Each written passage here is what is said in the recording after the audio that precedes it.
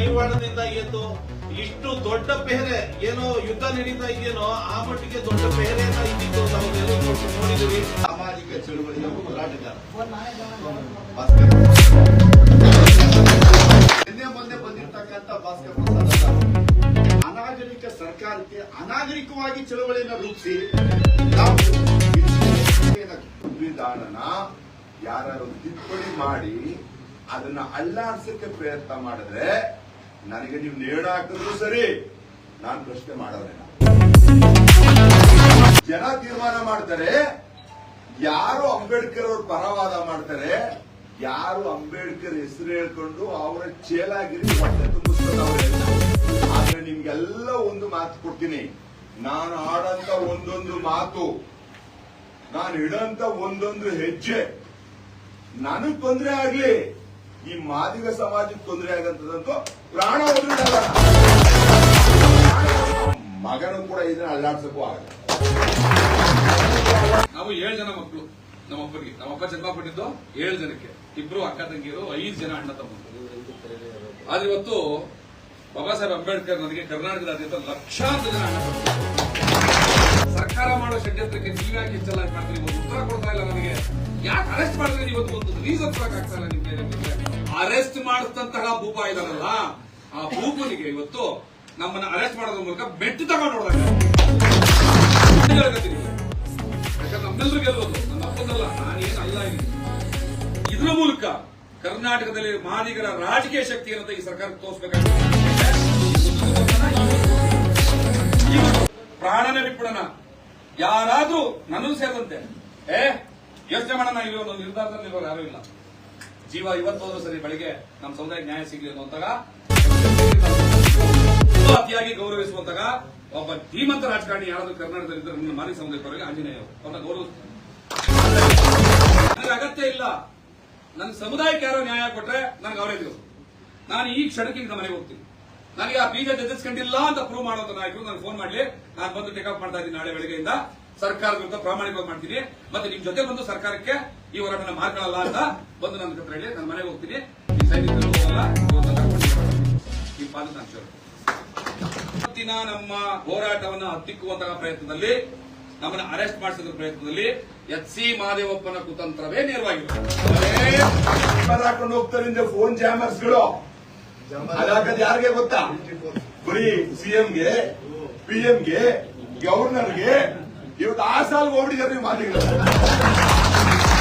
ನಮಗೆ ಏನೇ ಆದ್ರೂ ಬರೆದಿಟ್ಕೊಳ್ಳಿ. ಇವತ್ತು ಹೇಳ್ತಾ ಇದೀವಿ, ಅಕ್ಯೂಸ್ ನಂಬರ್ 1 ನಾನು ಕೂಡ ಕಂಪ್ಲೇಂಟ್ ಎಚ್ ಮಹದೇವಪ್ಪ ಏನ್ ತಗೋಬೇಕು ಅಂತ ಇದೀವಿ.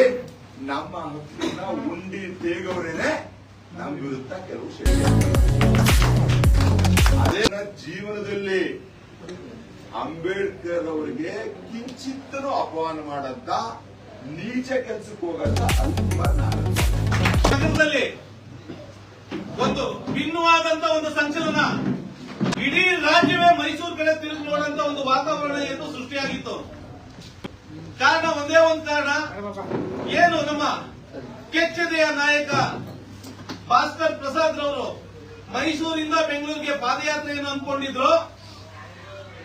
ಇದನ್ನ ಸಹಿಸಕ್ಕಾಗದೇ ಇರ್ತಕ್ಕಂಥ ನಮ್ಮ ವಿರೋಧಿಗಳು, ಅದರಲ್ಲೂ ಕೆಲವರು ತಾವು ಹೆಸರು ಮಾಡ್ಕೊಳ್ಳೋದಕ್ಕೋಸ್ಕರ ಒಂದು ಪಕ್ಷದಲ್ಲಿ ಒಂದು ಗುಲಾಮಗಿರಿ ಮಾಡೋದಕ್ಕೋಸ್ಕರವಾಗಿ ನಮ್ಮ ವಿರುದ್ಧವಾಗಿ ಇಲ್ಲ ಸಲ್ಲದ ಊಹಾಪೋಹಗಳನ್ನ ವಿಚಾರಗಳನ್ನ ಹೇಳಿದ್ದೇನೆ. ಒಂದು ಷಡ್ಯಂತ್ರವನ್ನ ಮಾಡಿ ಈ ಹೋರಾಟವನ್ನ ಹತ್ತಿಕ್ಬೇಕು ಅಂತ ಅಂದ್ಬಿಟ್ಟಿದ್ದೇನೆ. ಒಳಸಂಚನ್ನ ಮಾಡಿ ತಮ್ಮ ಇರ್ತಕ್ಕಂಥ ಸಚಿವರುಗಳಿಗೆ ಹೇಳಿದ್ದೇನೆ, ಇವತ್ತು ಏನು ಹೋರಾಟ ಮೈಸೂರಿಂದ ಬೆಂಗಳೂರಿಗೆ ಪಾದಯಾತ್ರೆಯನ್ನು ಹಮ್ಮಿಕೊಳ್ಬೇಕಾಗಿತ್ತು, ಅದು ಪ್ರತಿಭಟನೆ ಜಿಲ್ಲಾಧಿಕಾರಿಗಳ ಕಚೇರಿ ಮುಂಭಾಗದಿಂದ ಶುರುವಾಗಬೇಕಾಗಿತ್ತು. ಆದ್ರೆ ನಾವು ಕೂಡ ಬಂದು ಅಲ್ಲಿ ಪ್ರತಿಭಟನೆಯನ್ನ ಮಾಡ್ತೀವಿ, ಗೊಂದಲವನ್ನ ಸೃಷ್ಟಿ ಮಾಡ್ತೀವಿ, ಗಲಾಟೆಯನ್ನ ಮಾಡ್ತೀವಿ. ಯಾರು ಪೀಠಿಕೆಯನ್ನ ಒಂದು ಹೆಸರು ಬಂದಿದೆ, ಇಲ್ಲಿ ಯಾರು ಸಂವಿಧಾನ ಪೀಠಿಕೆಯನ್ನ ಅವಮಾನ ಮಾಡಿದರೆ ಅವ್ರು ಬಂಧಿಸಬೇಕು ಅಂತ ಹೇಳಿದ್ದೇನೆ. ಗೊಂದಲವನ್ನ ಸೃಷ್ಟಿ ಮಾಡಿದ್ದೇನೆ. ಅಲ್ಲಿ ಪೊಲೀಸ್ ಪೆಹರೆ ಏನು ಅದಕ್ಕಂತೂ ನಿಮ್ಗೆ ಗೊತ್ತಿದೆ, ಸಚಿವರ ಕೈವಾಡ ಇದ್ದೇ ಇದೆ. ಅದು ಆ ಸಚಿವರ ಕೈವಾಡದಿಂದ ಎದ್ದು ಇಷ್ಟು ದೊಡ್ಡ ಪೆಹರೆ ಏನೋ ಯುದ್ಧ ನಡೀತಾ ಇದೆಯೇನೋ ಆ ಮಟ್ಟಿಗೆ ದೊಡ್ಡ ಪೆಹರೆಯನ್ನ ಇದ್ದಿತ್ತು. ನಾವೆಲ್ಲೂ ನೋಡಿದಿರಿ. ಮತ್ತೆ ನಮ್ಮ ಈ ಹೋರಾಟಗಾರರು ಎಲ್ಲೆಲ್ಲಿದ್ರು ಅಲ್ಲಿಂದನೇ ಬಂಧಿಸುವಂತ ಕೆಲಸ, ಊರಿಂದ ಬಂದವ್ರಿಗೆ ಅಲ್ಲಿಂದನೇ ಬಂಧಿಸುವಂತ ಕೆಲಸ ಕೂಡ ಆಗಿದೆ. ಈ ಹೋರಾಟದಲ್ಲಿ ನೇರವಾಗಿ ನಾನು ಇದ್ದೀನಿ, ನಿಮ್ಗಳಿಗೆಲ್ಲ ಶಕ್ತಿ ತುಂಬಂತ ಕೆಲಸ ಮಾಡ್ತೀನಿ, ನಿಮ್ ಶಕ್ತಿ ಮಾತ್ರ ನನಗೆ ಬೇಕು, ನಾವಿದ್ದೀನಿ ಅಂತ ಬೆಂಬಲ ಕೊಡಿ ಅಂತ ಹೇಳಿದ್ದಾರೆ. ಎಲ್ಲವೂ ಕೂಡ ವಿರೋಧಿಸದೆ ಲೆಕ್ಕಕ್ಕೆ ತಗದೆ ಇತ್ತು. ನಮ್ಮ ನಾಯಕರಾಗಿರ್ತಕ್ಕಂಥ ಭಾಸ್ಕರ್ ಪ್ರಸಾದ್ ಅವರು ಮೈಸೂರು ಬಂದಿದ್ರು.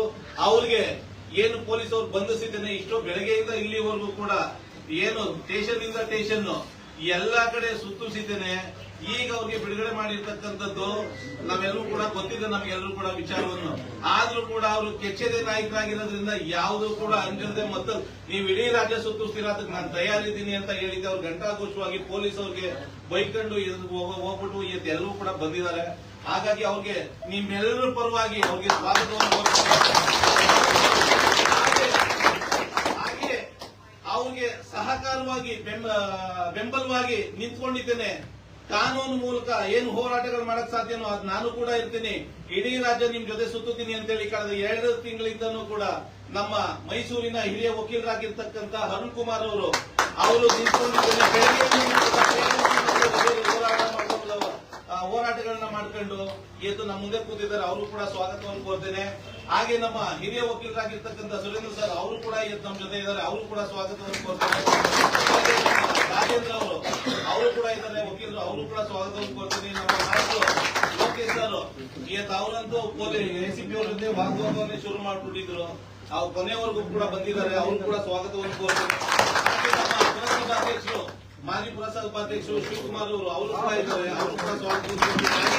ನಮ್ಮ ಕೌಟ್ಲೆ ಅವರು ಕೊಡ್ಲಿ ಅವರು ತಾವೆಲ್ಲರೂ ಕೂಡ ನೋಡ್ರಿ, ನಾವೆಲ್ಲರೂ ಕೂಡ ಇಲ್ಲೆಲ್ಲ ಮಾಡ್ತಾ ಇದೀವಿ. ಆದ್ರೆ ಒಬ್ಬ ನಾಯಕ ಇಡೀ ರಾಜ್ಯಾದ್ಯಂತ ಕಳೆದ 3 ತಿಂಗಳಿಂದ ಇದ್ದಾರೆ.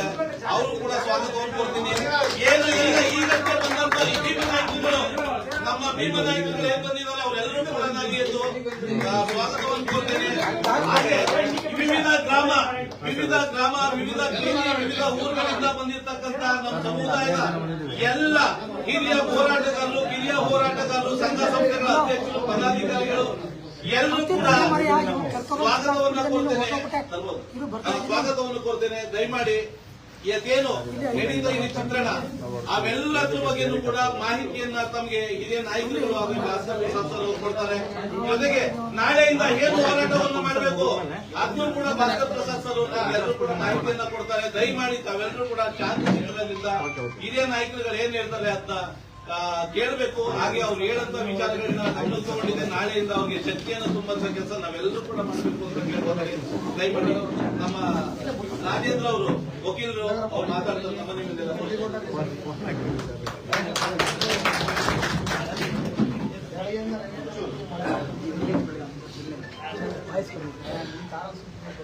ಬಂಧುಗಳೇ, ಜೈ ಮಾದಿಗ, ಜೈ ಜೈ ಜೈ ಜೈ ಜೈ ಭೀಮ್, ಜೈ ಜೈ ಜೈ ಜೈ ಭೀಮ್.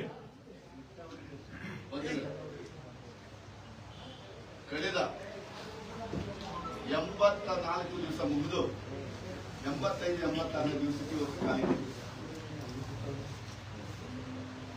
ಸುಮಾರು ಮೊದಲು ಪಾದಯಾತ್ರೆಯನ್ನು ಕೈಗೊಂಡಿದ್ದು ನಮ್ಮ ಭೀಮ ಸೈನಿಕರು ಮತ್ತು ಭಾಸ್ಕರ್ ಪ್ರಸಾದ್ ಅವರನ್ನ. ಅದಕ್ಕಿಂತ ಮೊದಲು ಎಸ್ ಅರುಣ್ ಕುಮಾರ್ ಮತ್ತು ವಕೀಲರ ತಂಡ, ನಮ್ಮ ಸುರೇಂದ್ರ ಇದ್ದಾರೆ ಮತ್ತು ಶಿವಕುಮಾರ್ ಇದ್ದಾರೆ, ಬಹುದೊಡ್ಡ ಸಮಾವೇಶವನ್ನ ಇಡೀ ಇತಿಹಾಸದಲ್ಲಿ, ಚರಿತ್ರೆಯಲ್ಲಿ ಜೈ ಮಾದಿಗ ಅಂತ ಹೇಳಿ ಚಿತ್ರದುರ್ಗದಲ್ಲಿ ಬಹುದೊಡ್ಡ ಸಮಾವೇಶವನ್ನ ನಮ್ಮ ಅಧ್ಯಕ್ಷ ಆಗಿರ್ತಕ್ಕಂಥ ಎಸ್ ಅರುಣ್ ಕುಮಾರ್ ಅವರ ಅಧ್ಯಕ್ಷತೆಯಲ್ಲಿ ನಾವು ಮಾಡಿದ್ದೇವೆ. ಶಿವಕುಮಾರ್ ಮತ್ತು ಚಳುವಳಿ ಸಾಗ್ತಾ ಇತ್ತು. ತದನಂತರ ನಿನ್ನೆ ಮೊನ್ನೆ ಬಂದಿರ್ತಕ್ಕಂಥ ಭಾಸ್ಕರ್ ಪ್ರಸಾದ್ ಅಲ್ಲ, ಚಳುವಳಿಯಲ್ಲಿ ಯಾರು DSS ಮತ್ತೊಂದು ಮಗದೊಂದು ಅಂತ ಯಾರು ಹೇಳ್ತಾ ಇದ್ದಾರೆ, ಎಲ್ಲರಿಗಿಂತ ಹಳೆವ ಚಳುವಳಿ, ಒಬ್ಬ ಸಾಮಾಜಿಕ ಚಳುವಳಿಯ ಹೋರಾಟಗಾರ ಭಾಸ್ಕರ್ ಪ್ರಸಾದ್. ನಮ್ 20 ವರ್ಷ ನಾವು BSP ಇದ್ದು ಒಂದು ಚಳವಳಿ ಮಾಡ್ತೀವಿ. ನಮ್ಗಿಂತೂ ಮೊದಲು ಚಳವಳಿ ಮಾಡಿರ್ತಕ್ಕಂಥವ್ರು. ಆಮೇಲೆ ಕೇಸು ವಗೇರೆ ಇವೆಲ್ಲ ಲೆಕ್ಕಕ್ಕೆ ಇಲ್ಲ.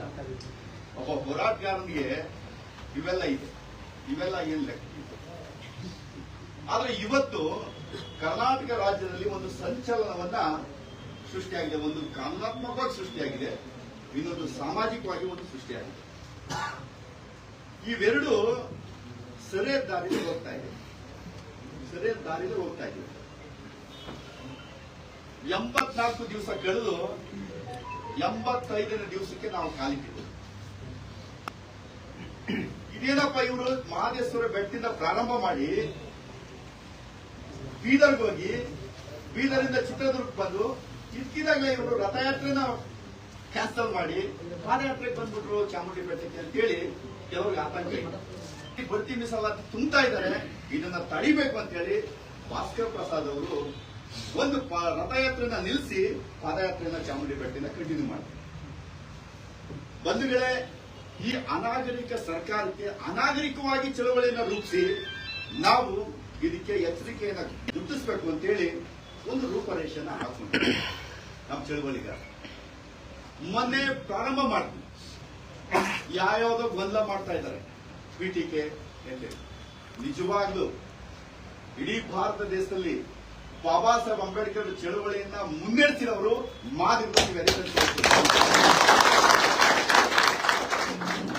ಭಾರತ ದೇಶದಲ್ಲಿ ಬಾಬಾ ಸಾಹೇಬ್ ಅಂಬೇಡ್ಕರ್ ಚಳವಳಿಯನ್ನ ಮುನ್ನಡೆಸಿದಂತ ಮಹಾತ್ಮ ಯಾರಪ್ಪ ಅಂತ ಹೇಳಿದ್ರೆ ದಾದಾ ಸಾಹೇಬ್ ಕಾಶಿನಾಥ್ ಜಿ. ಕರ್ನಾಟಕದಲ್ಲಿ ಬಾಬಾ ಸಾಹೇಬ್ ಅಂಬೇಡ್ಕರ್ ಚಳವಳಿಯನ್ನ ಮುನ್ನಡೆಸಿದವರು ಯಾರಪ್ಪ ಅಂತ ಹೇಳಿದ್ರೆ ಪ್ರೊಫೆಸರ್ ಬಿ ಕೃಷ್ಣಪ್ಪ ಅವರು. ಬಾಬಾ ಸಾಹೇಬ್ ಅಂಬೇಡ್ಕರ್ ಚಳವಳಿಯನ್ನ ಮುಂದೊಂದಿನ ಮುನ್ನಡೆಸುವಂತ ನಾಯಕ ಯಾರಿದ್ದಾರೆ ಅಂತ ಹೇಳಿದ್ರೆ ಭಾಸ್ಕರ್ ಪ್ರಸಾದ್ ಮತ್ತು ಅರುಣ್ ಕುಮಾರ್ ಅವರು.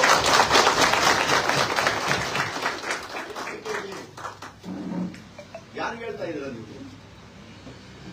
ನಾವೇನೋ ಡೋಂಗಿ ಚಳವಳಿ ಮಾಡ್ತಾ ಇಲ್ಲ.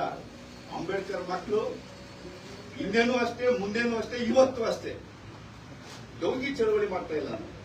ಸಂವಿಧಾನಾತ್ಮಕವಾದ ಹಕ್ಕನ್ನ ಸುಪ್ರೀಂ ಕೋರ್ಟ್ ಜಡ್ಜ್ಮೆಂಟ್ ಬಂದಿದೆ ಆಗಸ್ಟ್ 1, 2024 ಸುಪ್ರೀಂ ಕೋರ್ಟ್ ಜಡ್ಜ್ಮೆಂಟ್ ಬಂದಿದ್ದರಿಂದ ಇದುವರೆಗೆ ನಾವು 12 ಗಂಟೆ ಆಗುತ್ತೋ 1 ಗಂಟೆ ಆಗುತ್ತೋ ನಿರಂತರವಾಗಿ ಫೋನ್ ಕಾಂಟ್ಯಾಕ್ಟ್ ಅಲ್ಲಿ ಎಲ್ಲೆಲ್ಲಿ ಚರ್ನಿಂಗ್ ನಡೀತಾ ಇದೆ.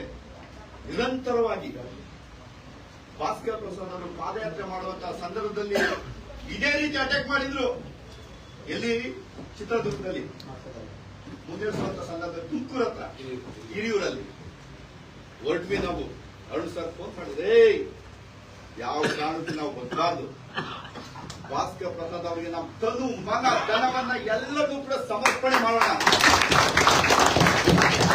ನಮ್ಮ ಸಮಾಜದ ಒಬ್ಬ ಗಟ್ಟಿ ಧ್ವನಿ ಹುಟ್ಟಿದ್ದಾರೆ, ನಾವು ಕಾಪಾಡ್ಕೋಬೇಕು. ಆ ಕಾಪಾಡ್ಕೊಳ್ಳೋ ನಿಟ್ಟಿನಲ್ಲೂ ಕೂಡ ಇವತ್ತು ಮೈಸೂರು ಮತ್ತು ಚಾಮರಾಜನಗರ ಜಿಲ್ಲೆಯವರು ಸಾಬೀತು ಮಾಡಿದ್ರ. ನೀವು ಹೊರಗಡೆ ಇದ್ರಿ. ಮೈಸೂರು, ಚಾಮರಾಜನಗರ, ಮಂಡ್ಯ, ಹಾಸನ, ಹುಣಸೂರು, ಕೊಡಗು 5,000ಗಿಂತ ಜಾಸ್ತಿ ಜನ ಸೇರ್ಬಿಟ್ಟವ್ರೆ. ಎಲ್ಲರೂ ಕೂಡ ಡಿಸಿ ಆಫೀಸ್ ವರೆಗೆ ಬಿಟ್ಟಿಲ್ಲ. ನಮ್ಮ ಅರುಣ್ ಸರ್ ಲೈವ್ ಅಲ್ಲಿ ಇದ್ವಿ. ನಾವಿದ್ದೀವಿ, ಏನು ತಲೆ ಕೆಡಿಸ್ಕೋಬೇಡಿ, ನಾವಿದ್ದೀವಿ ಅಂತ. ಇವತ್ತು ಎಲ್ಲವನ್ನು ಮೀರಿ ಸ್ನೇಹಿತರೆ, ಇನ್ನೇನು ನಮಗೆ ಫಲ ಸಿಕ್ಕುವಂತ ಟೈಮ್. ಮುಖ್ಯಮಂತ್ರಿ ಕುತ್ತಿಗೆ ಹಿಂಗೆ ಹಿಡ್ಕೊಂಡಿದ್ದೀವಿ ನಾವು. ಫಲ ಸಿಕ್ಕುವಂತ ಟೈಮ್. ನಾವು ವಿಮುಖರಾಗ್ಬಿಡೋದ? ಸಾಧ್ಯನೇ ಇಲ್ಲ. ನಾವು ಗುರಿನ ಮುಟ್ಲೇಬೇಕು. ಅದ್ಯಾವ ಮಾರ್ಗ ಆದ್ರೂ ಸರಿ, ನಾವು ಗುರಿ ಮುಟ್ತೀವಿ. ಹಾಗಾಗಿ ಇವತ್ತು ಮೈಸೂರು, ಚಾಮರಾಜನಗರ, ಹುಣಸೂರಿಂದ ಬಂದಿದ್ದಾರೆ, ಕೋಟೆಯಿಂದ ಬಂದಿದ್ದಾರೆ, ಹಿರಿಯಪಟ್ಟಣದಿಂದ ಬಂದಿದ್ದಾರೆ, ಕೇರಳದಿಂದ ಬಂದಿದ್ದೀರಾ, ನರಸೀಪುರ, ಗುಂಡ್ಲುಪೇಟೆ, ಚಾಮರಾಜನಗರ, ಕೊಳ್ಳೇಗಾಲದವರು ಅರೆಸ್ಟ್ ಆಗವ್ರೆ, ಮಲ್ಲೂರಿಂದ ಬಂದಿದ್ದಾರೆ, ಕೇರ್ಪೇಟೆ, ಮಳವಳ್ಳಿ, ಮದ್ದೂರು, ಮಂಡ್ಯ, ದೊಡ್ಡಬಳ್ಳಾಪುರ. ಅಯ್ಯೋ, ಬೆಂಕಿ ಹತ್ತು ಉಳಿದು ಬಿಟ್ಟಿದೆ. ಎಲ್ಲಿ ನಮ್ಮ ಹೊಟ್ಟೆ ಒಳಗಡೆ ಬೆಂಕಿ ಇದೆ, ಸಾಧ್ಯ ಇಲ್ಲ. ಹೊಟ್ಟೆ ಒಳಗಡೆ ಇದು ಬೆಂಕಿ ಇದೆ. ಆಯ್ತು, ಮಿಲಿಟರಿ ಎಲ್ಲ ನೀವು ಯಾವ ನಮ್ಮ ಮೆದೆಗೆ ಗುಂಡು ಹೊಡಿತೀರಾ? ನಾವು ರೆಡಿ ಇದೀವಲ್ಲ. ನೀವು ಅದೇ ಗುಂಡು ಹೊಡಿದ್ರಪ್ಪ, ನಾವು ರೆಡಿ ಇದೀವಲ್ಲ. ಸುಪ್ರೀಂ ಕೋರ್ಟ್ ಜಡ್ಜ್ಮೆಂಟ್ ಕ್ಲಿಯರ್ ಆಗಿದೆ. ಆಯಾ ಸರ್ಕಾರದವರು, ಆಯಾ ರಾಜ್ಯದವರು ನೀವು ಒಳ ಮೀಸಲಾತಿ ಕೊಡಬೇಕು, ಕೊಡಬಹುದು. ಇನ್ನೇನಿದೆ ಸ್ವಾಮಿ? ಹಾಗಾಗಿ ಮೈಸೂರು ಚಾಮರಾಜನಗರ ಜಿಲ್ಲೆಯ ವತಿಯಿಂದ ಸಾಮಾಜಿಕ ಚಳವಳಿಯ ಹೋರಾಟಗಾರರಾಗಿರ್ತಕ್ಕಂಥ ಭಾಸ್ಕರ್ ಪ್ರಸಾದ್ ಅವರಿಗೆ ಇವತ್ತು ಸೆರೆಮನೆ ಅನುಭವಿಸಿ ಒಂದು ದಿನ ಇವತ್ತು ನಮ್ಮ ಮುಂದೆ ಕೂತಿದ್ದಾರೆ. ನಿಮ್ಮ ಚಳವಳಿ ಸಕ್ಸಸ್ ಆಗಿ ಸರ್. ನಿಮಗೆ ಅತ್ಯಂತ ಗೌರವಪೂರ್ವಕವಾಗಿ ಅಭಿನಂದನೆ ಸಲ್ಲಿಸುವ ಮೂಲಕ ಒಂದು ಪುಟ್ಟ ಗೌರವ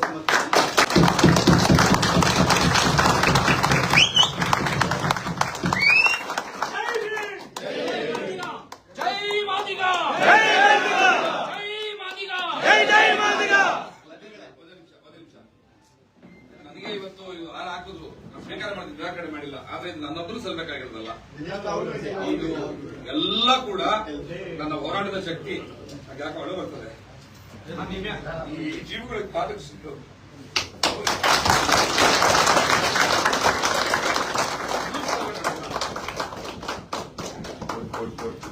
ಸ್ನೇಹಿತರೆ, ಬಾಬಾ ಸಾಹೇಬ್ ಅಂಬೇಡ್ಕರ್ ಅವರ ಮೊಮ್ಮಕ್ಕಳು ನಾವು ಯಾವುದಕ್ಕೂ ಕೂಡ ಎದೆ ಗುಂದಬೇಕಾಗಿಲ್ಲ. ಯಾವ ರೂಪದಲ್ಲೂ ನಮ್ಮನ್ನ ಕೈ ಹಿಡಿದು ಬಿಡ್ತಾರೆ ಪ್ರಕೃತಿ. ನಾನ್ ಪ್ರಕೃತಿ ಅಂದ್ರೆ ನಮ್ಮ ಸಾಹೇಬರು ದೇವರು ಅಂದ್ಬಿಡ್ತಾರೆ ಯಾವಾಗ್ಲೂ. ಸ್ನೇಹಿತರೆ, ಕಳೆದ ಸುಪ್ರೀಂ ಕೋರ್ಟ್ ಜಡ್ಜ್ಮೆಂಟ್ ಬಂತವಿಂದ ಮನೆ ಮಠ ಏನೆಲ್ಲ ಬಿಟ್ಟು ನಾನು ನಿಮ್ ಜೊತೆ ಇದ್ದೀನಿ ಅಂತ ಹೇಳಿ ಆಗಲೂ ರಾತ್ರಿ ಎಷ್ಟೊತ್ತು ಫೋನ್ ಹೊಡಿತಾರೋ ಗೊತ್ತಿಲ್ಲ. ನಿರಂತರವಾಗಿ ಕಾಶಿರಾಮ್ ರೀತಿ ಒಂದು ತೋಟ ಹಾಕೊಂಡು ನಮ್ಮ ಜೊತೆ ಬಂದ್ಬಿಡ್ತಾರೆ. ನಮ್ಮೆಲ್ಲರ ಹಿರಿಯ ನಾಯಕರು, ಸಾಮಾಜಿಕ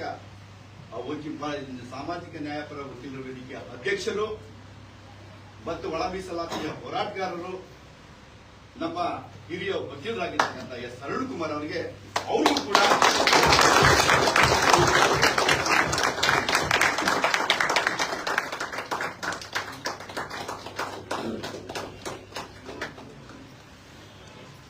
ಸ್ನೇಹಿತರೆ, ನಿಮ್ಗೆ ಒಂದಿನ ಹೆಂಡತಿ ಮಕ್ಕಳು ನೋಡದೇ ಇದ್ರೆ ಒಂದಿನ ಫೋನ್ ಹಾಕ್ತಾರೆ. 84 ದಿನ ಸುತ್ತಬೇಕಲ್ಲ ಭಾಸ್ಕರ್ ಪ್ರಸಾದ್ ಅವ್ರ ಜೊತೆ. ಏನ್ರಿ ಅವ್ರ ಪಾದಗಳ ಏನಪ್ಪ ಇದು. ನಮ್ ಶಿವಕುಮಾರಣ್ಣ, ನಾವು ಮಾದಿಗರಲ್ಲಿ ಒಂದು ಸ್ವಾತಂತ್ರ್ಯ ಚಳವಳಿ ನಡೀತಾ ಇದೆ. ನೀವು ಅಬ್ಸರ್ವ್ ಮಾಡಬೇಕು. ಸೋಷಿಯಲ್ ಮೀಡಿಯಾ ಮಾದಿಗರು ಈ ಮಟ್ಟಕ್ಕೆ ಒಂದು ಸ್ವಾತಂತ್ರ್ಯ ಚಳವಳಿ ರೀತಿ ತಗೊಂಡ್ಬಿಟ್ಟಿದ್ದಾರೆ. ಅದು ಒಳ ಮೀಸಲಾತಿ ಹೋರಾಟವನ್ನ. ಇದು ಇತಿಹಾಸ. ನಮ್ಗೆ ಪುಣ್ಯನೂ ತಿಳ್ಕೊಬಿಟ್ಟೋಣ. ಈ ಹೋರಾಟನ ನಮ್ ಪುಣ್ಯ ತಿಳ್ಕೊಬೋಣ. ಯಾಕೆ ಗೊತ್ತಾ? ಈ ಭೀಮ ಸೈನಿಕರು ಇರೋದ್ರಿಂದ. ಗಟ್ಟಿ ಇಂಥ ಗಟ್ಟಿ ಕಾಳುಗಳು ಚಾಮರಾಜನಗರ ಬೆಟ್ಟ ಇಲ್ಲಿ, ಬೀದರ್ ಇಲ್ಲಿ, ಕೋಲಾರ ಇಲ್ಲಿ, ಚಿತ್ರದುರ್ಗ ಇಲ್ಲಿ, ಚಾಮರಾಜನಗರ ಇಲ್ಲಿ, ಮಾದೇಶ್ವರ ಬೆಟ್ಟ ಇಲ್ಲಿ ಆಗಲೂ ರಾತ್ರಿ ಏನ್ರಿ ಇದಕ್ಕೆ ಬೆಲೆ ಕಟ್ಟಕ್ಕಾಗುತ್ತೇನ್ರಿ? ನೋ, ಬೆಲೆನೇ ಕಟ್ಟಕ್ಕಾಗದೇ ಇಲ್ಲ. ಸ್ನೇಹಿತರೆ, ಚಾಮರಾಜನಗರ ಜಿಲ್ಲೆ ಮತ್ತು ಮೈಸೂರು ಜಿಲ್ಲೆ ಎಲ್ಲ ನಮ್ಮ ಒಳ ಮೀಸಲಾತಿ ಪರ ಹೋರಾಟಗಾರರ ಮತ್ತು ವಕೀಲರುಗಳ ಪರವಾಗಿ ಅವರ ಪಾದಗಳಿಗೆ ನಮಸ್ಕರಿಸಿ ನಿಜವಾಗಲೂ ಕೂಡ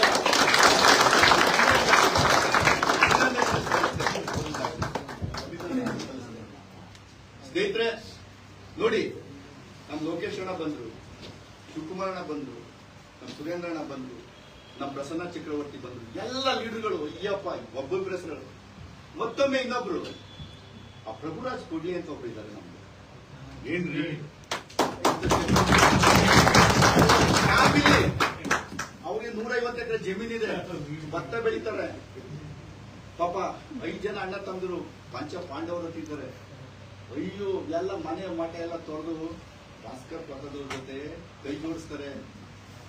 ಅಯ್ಯೋ, ನಿಜವಾಗ್ಲೂ ಆ ಬಿಜೆಪಿ, ಕಾಂಗ್ರೆಸ್, ಜೆಡಿಎಸ್, ಬಿಎಸ್ಪಿ ಅಂತ ಅಂತಿದ್ರೆ ನಿಜವಾಗ್ಲೂ ನಾಚಿಕೆ ಆಗ್ಬೇಕಂದ್ರೆ. ಯಾತಿಕ್ರಿ ಪಕ್ಷ? ನಮ್ ಸಮಾಜನೇ ದೊಡ್ಡ ಪಕ್ಷ. ನಮ್ಗೆ ಮಾದಿಗ ಸಮಾಜನೇ ದೊಡ್ಡ ಪಕ್ಷ. ನಮ್ಗೆ ಯಾವ ಪಕ್ಷನೂ ಇಲ್ಲ, ಸೆಕೆಂಡರಿ ಅವೆಲ್ಲ ಪಕ್ಷ ಪನ್ನಂಗ, ಪಾರ್ಟಿ ಗೀಟಿ, ಆ ಪರ ಈ ಪರ ಏನು ಬೇಡ. ಸ್ನೇಹಿತರೆ, ಈ ಆಂದೋಲನವನ್ನು ನಾವು ಮುನ್ನಡೆಸಲಿಕ್ಕೆ ನೀವೆಲ್ಲರೂ ಕೂಡ ಸಾಕ್ಷಿಯಾಗಿದ್ದೀರಾ. ಮತ್ತೆ ಇಷ್ಟೊತ್ತು ಗೌರವ ಸಮರ್ಪಣೆಯನ್ನು ನಾವು ಕೊಟ್ಟಿದ್ದೀವಿ. ಹೆಚ್ಚೊತ್ತು ಮಾತಾಡಬೇಡ, ಒಂದೊಂದು 2 ನಿಮಿಷ. ಹಾಗಾಗಿ ತಾಂತ್ರಿಕವಾಗಿ ಕೆಲವೊಂದು ನಿರ್ಣಯಗಳನ್ನ ತಗೊಂಡಿದ್ದೀವಿ. ಆಮೇಲೆ ಒಂದು ಕರೆಗೆ ಇಷ್ಟೊಂದು ಜನ ಬಂದು ಸೇರಿದಿರ. ನಿಮಗೂ ಕೂಡ ಅದು ಸೋಷಿಯಲ್ ಮೀಡಿಯಾದಲ್ಲಿ ಬೀದರ್ ಸದ್ದು ಮಾಡ್ತಾ ಇದೆ. ಮಧುಗಿರಿ ಸದ್ದು ಮಾಡ್ತಾ ಇದೆ, ತುಮಕೂರು ಸದ್ದು ಮಾಡ್ತಾ ಇದೆ, ಅವೆಲ್ಲ ನಮಗೆ ಬರ್ತಾ ಇದೆ. ಯಾಕಂದ್ರೆ ನಾವು ವಕೀಲರುಗಳು ಇಡೀ ಬೀದರ್ ಚಾಮರಾಜನಗರ ಇದು ಬೀದರಿಂದ ಬೆಳಗಾವಿವರೆಗೂ ನೆಟ್ವರ್ಕ್ ಇರೋದ್ರಿಂದ ಅವರೆಲ್ಲರೂ ಕೂಡ ಕರೆ ಮಾಡ್ತಾ ಇದ್ದಾರೆ.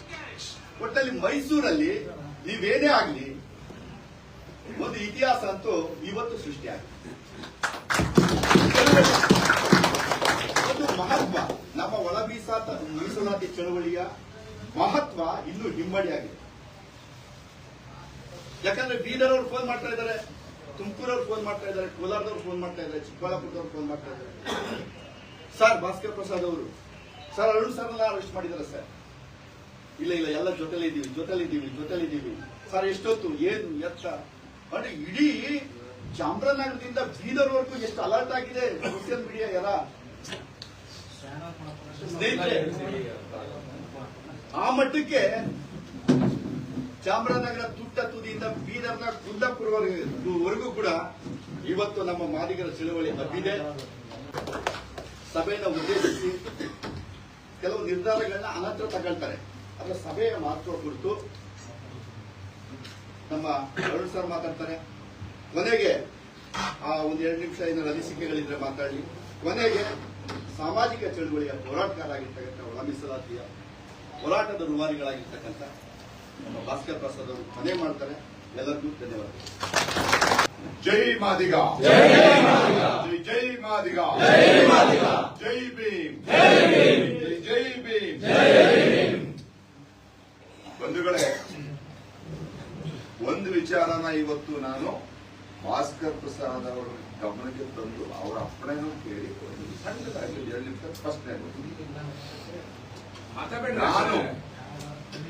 ನಾನು ಇವತ್ತಿನ ದಿನ ಮೈಸೂರು ನಗರದಲ್ಲಿ ಈ ವಕೀಲ ವೃತ್ತಿ ಮಾಡಿಕೊಂಡು ತಮ್ಮೆಲ್ಲರ ಪ್ರೀತಿಯಿಂದ ನನ್ನದೇ ಆದಂತ ಒಂದು ಸಣ್ಣ ಹೆಸರು ಮಾಡಲಿಕ್ಕೆ ಏಕೈಕ ಕಾರಣ ಬಾಬಾ ಸಾಹೇಬ್ ಅಂಬೇಡ್ಕರ್ ಅವರು ಕೊಟ್ಟಂತ ಸಂವಿಧಾನದ ಆಶಯ. ಆದರೆ ಬಾಬಾ ಸಾಹೇಬ್ ಅಂಬೇಡ್ಕರ್ ಅವರು ಬಹಳ ಕಷ್ಟಪಟ್ಟು ಬಹಳ ನೋವು ನುಂಡು ಬರೆದಂತ ನಮ್ಮ ಸಂವಿಧಾನನ ಯಾರು ತಿದ್ದುಪಡಿ ಮಾಡಿ ಅದನ್ನ ಅಲ್ಲಾಡ್ಸಕ್ಕೆ ಪ್ರಯತ್ನ ಮಾಡಿದ್ರೆ ನನಗೆ ನೀವು ನೇಣು ಹಾಕಿದ್ರು ಸರಿ, ನಾನು ಪ್ರಶ್ನೆ ಮಾಡೋದಿಲ್ಲ. ಆದರೆ ನನ್ನ ಜೀವನದಲ್ಲಿ ಅಂಬೇಡ್ಕರ್ ಅವರಿಗೆ ಕಿಂಚಿತ್ತನು ಅಪಮಾನ ಮಾಡಂತ ನೀಚ ಕೆಲ್ಸಕ್ಕೆ ಹೋಗಂತ ಅರುಣ್ ಕುಮಾರ್ ನಾನಂತೂ ಅಲ್ಲ. ಆದರೆ ನನ್ನ ವಿರುದ್ಧ ಏನಾದ್ರೂ ಷಡ್ಯಂತ್ರ ಮಾಡೋರಿದ್ರೆ ಈಗಲೂ ಅವ್ರನ್ನ ಸ್ವಾಗತಿಸ್ತೀನಿ. ನಾನು ಹೇಳಿದ್ರೆ ದಯವಿಟ್ಟು ಕಂಪ್ಲೇಂಟ್ ಕೊಡಿ, ನನ್ನ ವಿರುದ್ಧ FIR ರಿಜಿಸ್ಟರ್ ಮಾಡಿ. ನಿಮ್ದು ದಾಖಲೆ ಇರಲಿ, ನಂದು ದಾಖಲೆ ಇರಲಿ. ಜನ ತೀರ್ಮಾನ ಮಾಡ್ತಾರೆ ಯಾರು ಅಂಬೇಡ್ಕರ್ ಅವ್ರ ಪರವಾದ ಮಾಡ್ತಾರೆ, ಯಾರು ಅಂಬೇಡ್ಕರ್ ಹೆಸರು ಹೇಳ್ಕೊಂಡು ಅವರ ಚೇಲಾಗಿರಿ ಹೊಟ್ಟೆ ತುಂಬಿಸ್ಕೋತಾವ್ರೆ ಅಂತ. ಹಾಗಾಗಿ ಬಂಧುಗಳೇ, ಇದಷ್ಟಕ್ಕೆ ನಿಲ್ಸೋಣ. ಈಗ ಒಳ ಮೀಸಲಾತಿ ವಿಚಾರಕ್ಕೆ ಬರೋಣ.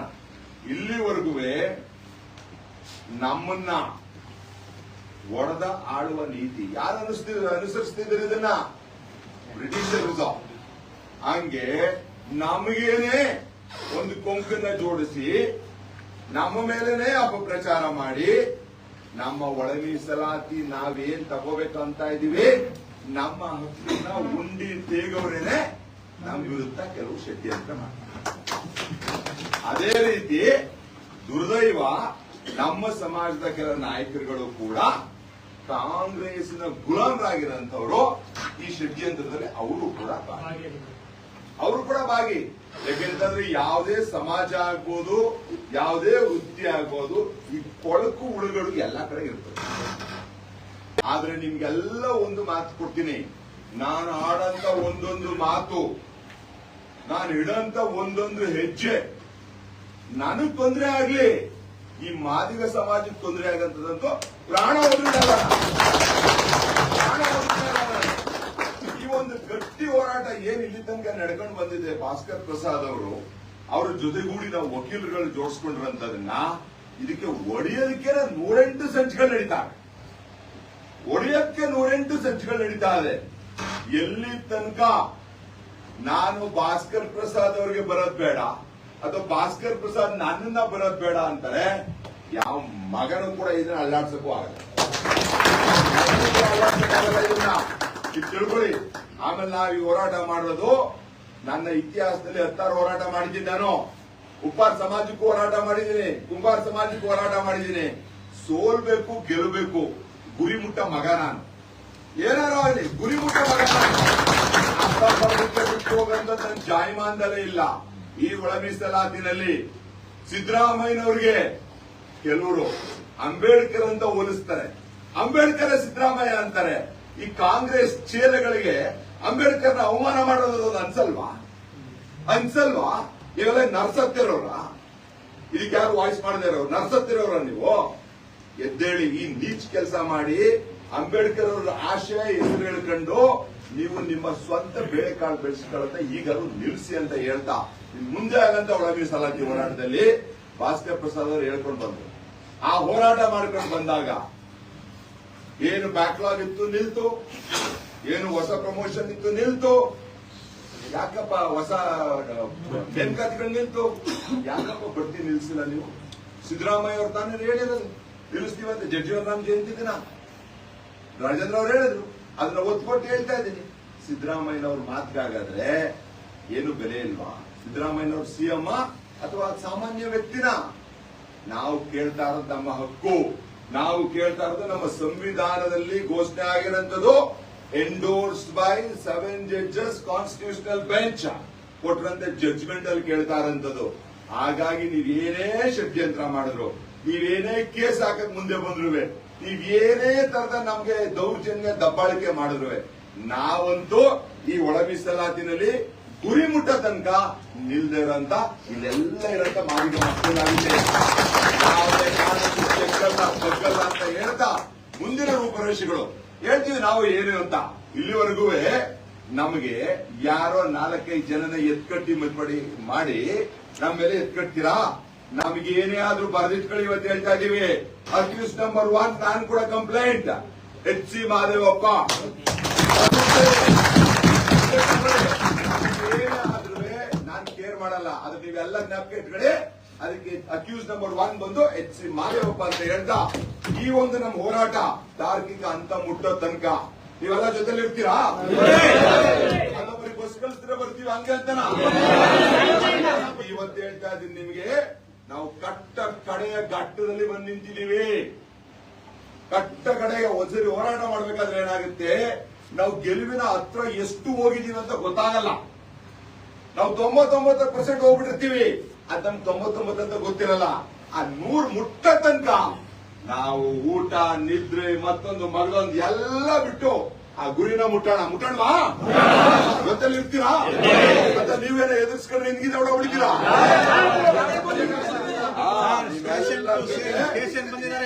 ನಿಮ್ಮೆಲ್ಲರ ಜೊತೆ ಆಮೇಲೆ ತಿಳ್ಕೊಳ್ಳಿ, ಈ ಹೋರಾಟದಲ್ಲಿ, ಈ ಮಾದಿಗರ ಹೋರಾಟದಲ್ಲಿ, ಈ ಒಳ ಮೀಸಲಾತಿ ಹೋರಾಟದಲ್ಲಿ ಯಾರ್ಯಾರು ಕೇಸ್ ಹಾಕ್ಸ್ಕೊತೀರಾ, ಯಾರ್ಯಾರ ಮೇಲೆ ಹಿಂಗೆ ನೋಟಿಸ್ ತಗೋತೀರಾ, ಅದು ನಿಮ್ಮೆಲ್ಲರ ಜೀವನದಲ್ಲಿ ಒಂದು ಕಿರೀಟ ಹಾಕೊಂಡಂಗೆ ಬರೆದಿಟ್ಕೊಳ್ಳಿ.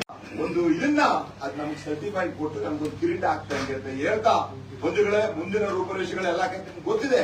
ಇವತ್ತು ಪ್ರಸಾದ್ ಅವರೇ, ನಾವಲ್ಲಿ ನಿಂತಿರೋದು ಸಹ ಎಷ್ಟು ಮಳೆ ಬೀಳ್ತಾ ಇದೆ, ಎಲ್ಲ ಇದಾದರೂ ಸರ್ ಎಲ್ಲ ಹುಣಸೂರು ಅವರೆಲ್ಲ ಹುಡುಗರು ಎಲ್ಲ ಬಂದಿರೋರೆಲ್ಲರೂ ಭಾಸ್ಕರ್ ಪ್ರಸಾದ್ ಅವ್ರನ್ನ ನೋಡೇ ಹೋಗ್ಬೇಕು ಸರ್, ಹಂಗೆ ಹೋಗ್ಬಿಡಲ್ಲ ಅಂತ. ಅದು ಕಮಿಟ್ಮೆಂಟ್. ಮಾಡಿದ್ರೆ ಊಟ ತಿಂಗಳ ತಕ್ಷಣ ಖಾಲಿ ಆಗಬೇಕು. ಇಂಥ ಮಳೆ ಬೀಳ್ತಾ ಇದ್ರು ಸಹ ಇಷ್ಟು ದೂರದ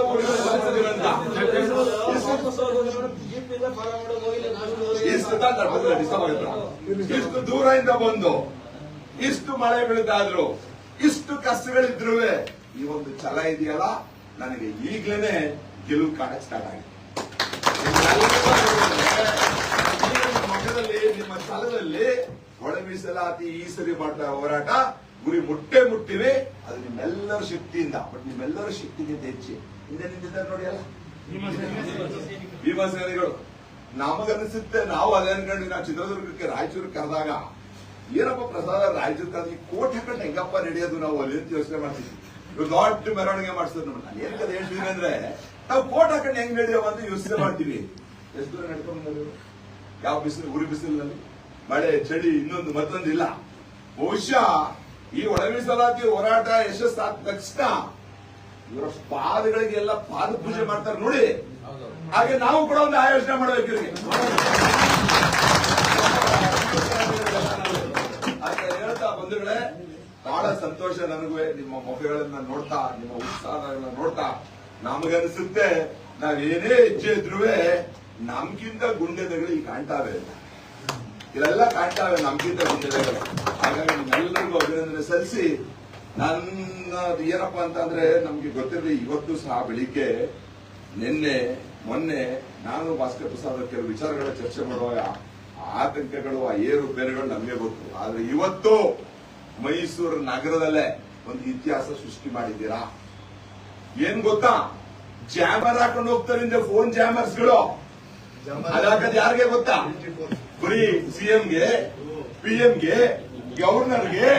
ಇವತ್ತು ಆ ಸಾಲ್ಗೆ ಹೋಗ್ಬಿಟ್ಟಿದ್ದಾರೆ ನೀವು ಮಾತಿಗಳು. ಹೋರಾಟದ ಪ್ರಭಾವ ಅಂತ ಹೇಳ್ತಾ ಮತ್ತೊಂದ್ಸರಿ ನಿಮ್ಗೆಲ್ಲ ಒಂದ್ಸರಿ ನನ್ನ ಮಾತನ್ನ ಮುಗಿಸ್ತೀನಿ. ಯಾಕಂದ್ರೆ ಭಾಸ್ಕರ್ ಪ್ರಸಾದ್ ಅವರು ಮಾತಾಡ್ತಾರೆ. ಜೈ ಮಾದಿಗ, ಜೈ ಮಾದಿಗ, ಜೈ ಮಾದಿಗ, ಜೈ ಬಿ, ಜೈ ಬಿ, ಜೈ ಬಿ, ನಮಸ್ಕಾರ. ನಿಮ್ಮ ಅಭಿಪ್ರಾಯ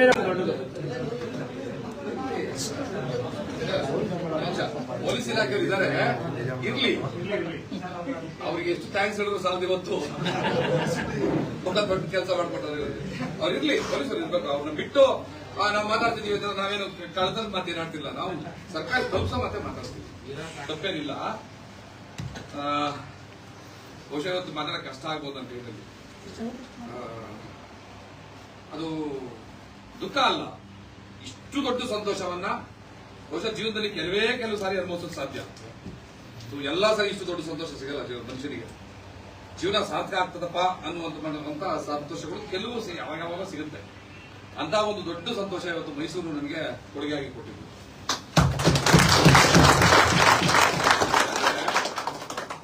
ನಾವು 7 ಜನ ಮಕ್ಕಳು ನಮ್ಮಪ್ಪನಿಗೆ. ನಮ್ಮಪ್ಪ ಜನ್ಮ ಕೊಟ್ಟಿದ್ದು 7 ಜನಕ್ಕೆ, 2 ಅಕ್ಕ ತಂಗಿಯರು, 5 ಜನ ಅಣ್ಣ ತಮ್ಮಂದಿರು. ಆದ್ರೆ ಇವತ್ತು ಬಾಬಾ ಸಾಹೇಬ್ ಅಂಬೇಡ್ಕರ್ ನನಗೆ ಕರ್ನಾಟಕದಾದ್ಯಂತ ಲಕ್ಷಾಂತರ ಜನ ಅಣ್ಣ ತಮ್ಮಂದಿರು ಕೊಡ್ತಾರೆ. ಮೈಸೂರಿನಲ್ಲೇ ಇವತ್ತು ಅದೆಷ್ಟು ಸಾವಿರಾರು ಜನ ಅಣ್ಣ ತಮ್ಮಂದಿರು, 5,000-6,000 ಜನ ಸೇರ್ಕೊಂಡಿದ್ರು ಇವತ್ತು. ಆಮೇಲೆ ಇನ್ನೇನಂದ್ರೆ ಇವತ್ತು ನಾವು ಮಾದಿಗರು ನಮ್ಮ ಹಕ್ಕಿಗಾಗಿ ಬೀದಿಗಿಳಿತೀವಿ ಅಂತಂದ್ರೆ ಅರೆಸೇನಾ ಪಡೆ ಹಾಕೊಂಡು, ಪೊಲೀಸ್ನವ್ರನ್ನ ಹಾಕೊಂಡು, ಹತ್ತಾರು ಗಾಡಿಗಳನ್ನ ಹಾಕೊಂಡು, ಜಾಮರ್ಗಳನ್ನ ಹಾಕೊಂಡು ನಾನು ರೂಮ್ಗಿಂತ ಕೆಳಗಡೆ ಇಳಿಯೋರ್ಗು ಪಾಪ ಕಾಯ್ತಿದ್ದು ಬಲವಂತವಾಗಿ ನಾನು ಕರ್ಕೊಂಡ್ ಬರಲಿಲ್ಲ. ಅದೊಂದು ನೋಡಿ ಯೋಚನೆ ಮಾಡಿ. ಪೊಲೀಸ್ನವರು ತುಂಬಾ ಗೌರವದಿಂದ ನಡೆಸ್ಕೊಂಡ್ರು. ಅವ್ರು ಮಾಡಿದ ಕೆಲಸ ಇದೆಯಲ್ಲ ಅದು ಸರ್ಕಾರದ ಒತ್ತಡದಿಂದ ಮಾಡಿರೋದು, ಸರ್ಕಾರಕ್ಕೆ ಧಿಕ್ಕಾರ ಇರಲಿ. ಆದ್ರೆ ಪೊಲೀಸ್ನವ್ರಿಗೆ ನಮ್ಮ ಹೋರಾಟಗಾರರ ಗೌರವ ಏನು ಅಂತ ಗೊತ್ತಿದೆ. ಪಾಪ ನಮ್ಗೆ ನಿಜವಾಗ್ಲೂ ತುಂಬಾ ರೆಸ್ಪೆಕ್ಟ್ ಇರುತ್ತೆ ಪೊಲೀಸ್ನವ್ರಿಗೆ. ನಾವು ಏನೇ ಮಾಡಿದ್ವಿ ತುಂಬಾ ತಪ್ಪಿನ ಕೆಲಸ ಮಾಡಿದ್ರು ಪೊಲೀಸ್ನವರು. ಆದ್ರೆ ಅದು ಅವರು ವೈಯಕ್ತಿಕವಾದಂತಹ ಅಭಿಪ್ರಾಯದಿಂದ ಮಾಡಿಲ್ಲ, ತಿಳ್ಕೊಳ್ಳಿ ಅಲ್ವಾ. ಹೆಂಗ್ ನಡೆಸ್ಕೊಂಡ್ರಲ್ಲ, ಅವ್ರು ಟೇಬಲ್ ಮೇಲೆ ಕೂರ್ಸ್ಕೊಂಡು ಊಟ ಹಾಕ್ಸಿ, ಫೋಟೋ ತೆಗ್ಸಿ, ಸೆಲ್ಫಿ ತೆಗ್ಸಿ ಪೊಲೀಸ್ನವರು. ಈ ಗೌರವ ಸಿಗಬೇಕು ಅಂತಂದ್ರೆ ಜನ್ಮ ಸಾರ್ಥಕನೇ. ಅವ್ರು ಹೇಳ್ತಾರೆ ಸರ್ಕಾರ ನೀತಿಗೆ ಸರ್ಕಾರ ಅಂತಂದ್ರೆ ಅವರು ಸರ್ಕಾರ ಮತ್ತೆ ಅವ್ರ ಯೂನಿಫಾರ್ಮ್ ಇದೆ, ಇನ್ವಿಟೇಷನ್ಸ್ ಇದೆ, ನೀರಕ್ ಆಗ್ತಾ ಇಲ್ಲ ಅಂತ ಹೇಳಿ ನಮ್ಮ ಬಗ್ಗೆ ತುಂಬಾ ಗೌರವ ಇದೆ. ನಾನು ಎಷ್ಟು ವೇಗದೆ ಸ್ಟೇಷನ್ ಹೊರಗಡೆ ಯಾಕೆ ಹಿಂಗ್ ಮಾಡ್ತೀರಿ ಅಂತ ಎಷ್ಟೇ ರೇಗೋದ್ರು ನಗನಂತ ಉತ್ತರ ಕೊಡ್ತಾರೆ ಹೊರತು ಒಂದಿಷ್ಟು ಕೋಪ ಮಾಡ್ಕೊಂಡಿಲ್ಲ. ಆಮೇಲೆ ರೀಸರ್ಚ್ ಮಾಡ್ಬೇಕು ಅಂತ ಅಂದ್ಬಿಟ್ಟು ಟಾಯ್ಲೆಟ್ ಹೋದ್ರೆ ಒಳಗಡೆ ನನ್ಗೆ ನೋವತ್ಕೊಂಡ್ಬಿಡ್ತದೆ. ಆಗಲ್ಲ, ಪೂರ್ತಿ ಕೂತ್ಕೊಂಡು ಬರ್ಬೇಕು ಅಂತಂದ್ರೆ ಒಂದ್ 2 ನಿಮಿಷ ಟೈಮ್ ಆಯ್ತು. ಕೈಗೆ ತೊಳ್ಕೊಂಡು ಬರ್ಬೇಕಲ್ಲ, ಕೈ ಮುಖ ತೊಳ್ಕೊಂಡು ಬರ್ಬೇಕು. ಅದುದ್ರೆ 8-10 ಜನ ಫಾಲೋವರ್ ನಿಂತು ಬಿಡೋರೆ. ಅವ್ರಿಗೆ ಗಾಬರಿ ಏನು ಅಂದ್ರೆ ಒಳಗಡೆ ಏನಾದ್ರು ಬೇರೆ ಮಾಡ್ಬಿಡ್ತಾರ, ಟ್ರೀಟ್ ಮಾಡ್ತಾರ, ಪ್ರಾಣಿ ತೊಂದರೆ ಮಾಡ್ಕೊಂಡ್ಬಿಡ್ತಾರ ಅಂತ. ಎಷ್ಟು ಕಾಳಜಿ ನನ್ನ ಬಗ್ಗೆ ಅವ್ರಿಗೆ ಇತ್ತು ಅಂತಂದ್ರೆ ನಾನು ಹೇಳಿದೆ, ಯಾಕೆ ಹಿಂಗೆ ಎದುರ್ಕತ್ತೀರಿ, ಸರ್ಕಾರ ಮಾಡೋ ಷಡ್ಯಂತ್ರಕ್ಕೆ ನೀವ್ಯಾಕೆ ಇಷ್ಟೆಲ್ಲ ಮಾಡ್ತೀರಿ, ಒಂದು ಉತ್ತರ ಕೊಡ್ತಾ ಇಲ್ಲ ನನಗೆ, ಯಾಕೆ ಅರೆಸ್ಟ್ ಮಾಡಿದ್ರೆ ಇವತ್ತು ಒಂದು ರೀಸನ್ ಕೊಡಕ್ ಆಗ್ತಾ ಇಲ್ಲ ನಿಮ್ಗೆ ಏನಂತಿದ್ರೆ ಅವ್ರ ಅಸಹಾಯಕ. ನೀವು ಮನುಷ್ಯರು ಅಂತಾನೆ ನಾವು ಅರ್ಥ ಮಾಡ್ಕೊಂಡಿದ್ದೀವಿ. ನೀವು ಮನುಷ್ಯರಾಗಿದ್ದಕ್ಕೆ ನಾವು ಅಷ್ಟು ಚೆನ್ನಾಗಿ ಅಷ್ಟು ಗೌರವದಿಂದ ನಮ್ಮನ್ನು ಇವತ್ತು ನಡೆಸಲಾಯ್ತು. ಅರೆಸ್ಟ್ ಮಾಡಿದಂತಹ ಭೂಪ ಇದಾರಲ್ಲ, ಆ ಭೂಪನಿಗೆ ಇವತ್ತು ನಮ್ಮನ್ನ ಅರೆಸ್ಟ್ ಮಾಡೋದ್ರ ಮೂಲಕ ಬೆಟ್ಟು ತಗೊಂಡು ನೋಡ್ದಂಗಾಯ್ತು.